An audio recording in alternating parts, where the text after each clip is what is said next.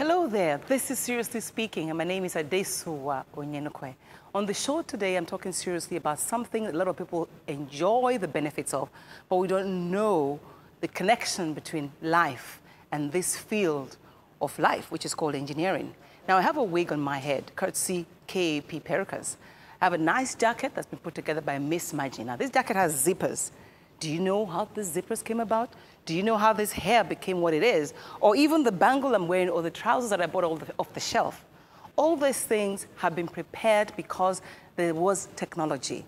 Apart from having an idea, you've got to be able to put that idea into action. So today on Seriously Speaking, I have with me the president of the Nigerian Society of Engineers, the current president, and of course, a young woman who is spending her life teaching young women how to stop being afraid of technology. Now, when we finish, I want you to realize that technology is life and take it more seriously. My name is Adesuwa. What's important to me is the fact that you are an engineer, but we expect quite a lot from our engineers. Would you say we have enough engineers in Nigeria? No. When you compare to other countries and what it is required statistically, a country of 170 million, on our register is about 35,000. On your register, but that doesn't capture all the engineers. No, it doesn't capture. We're probably in excess of 100,000. But having said that, as a country, we have not even made use of what we have. We're not giving those that we have opportunities to perform, even in their own country, even in their own economy. Tell me what the society itself is doing as we round up this your segment, because I must bring my next guest in. What is society doing to change the perception about the value of the engineer in our society? Yes, one of the things is jumping at this invitation by you. We've been on it for a while. And like you were asking me, we'll go around to do this. The set of engineers, which is one of the family in the engineering family, the technologists, the technicians, the artisans, and of course, the craftsmen. The artisans are our rewire, bricklayer, and all of that. All very important. They call themselves engineers, actually. They know. You must be on the register of current.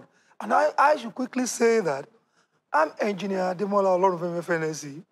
The FNSC is the fact that I'm a fellow of the professional body known as Society of Engineers. What are the things that make it so clear to you that technology is important, and what's the relationship between that and engineering? Okay, well, for me, like I said, my early experiences, making money was the first thing that was like, oh, I can make money. And, and that is very important, especially for women. And then also the exposure that it has given me. I've been able to meet people, connect with people via on the internet. So basically, maybe a blog that I started, I met people, I collaborated. W-TEC actually came out of a collaboration, so to speak. I started a project with somebody who I met online, and before I knew it, I thought, yes, W-TEC, is something that can be real. So I think, those connections, the opportunities it has given me, I have traveled to places based on opportunities that I found online and I pursued. What about our everyday life? When I say technology is life, yes. What does that hit you as? In this time that we live in, it is. Think about how we get information. We get information on our phones, our tablets. I mean, everybody, carries, some kind of device with them. You use that to communicate. Like I always tell our girls, like years ago, if you wanted to communicate with someone in the next town, you would walk there, and maybe by the time you go there after a few days and they're not there, what are you going to do? Maybe you start heading back. But now you just, pick up the phone, you make a call, emails. And so even on that basis, it's changed our lives. Let's look at banking, the financial system. You don't have to go and queue in a bank, to do some simple processes. You can do things. I transfer money, online all the time. Just even on that basis, it makes things easy. Entertainment, your show, well, I know the list goes on and exactly, on and on. It goes on and on. I think there are so many issues. I mean, I think that there is the general perception that Nigerians are not as qualified as outsiders. And I think maybe that's a bit of a colonial mentality. Because when I look at my father, I look at, his colleagues, and I look at even my counterparts. They're as smart and as hardworking as anybody, that you can bring in from overseas. What he said, you see, unless you patronize our own products and professionals, we can develop. And you allow me to make a few examples. we have a number of companies, probably up to 10, making computers. Ultima-Tech, Zynos, Biotech, and all of that. But the government, you and I, will never buy any of that. Is it because they're not good enough? They're good. It is because that mentality is mentioned. Oh, wow. And government encourages this. Government agencies, including federal ministries, will come up with advert and put HP that is assembled somewhere. All the components are bought by Ultima-Tech, Biotech at the same place.